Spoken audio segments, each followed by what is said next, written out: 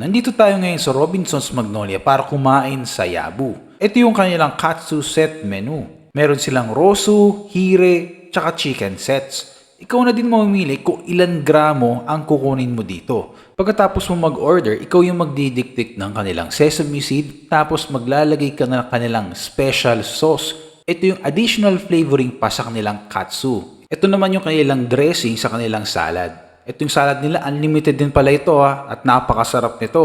Actually, nakadami nga ako ng refill ng cabbage. Halos gawin ko nang kanin to. Yung meat ng katsu nila, malambot, crispy. Maganda rin yung pagkakaluto.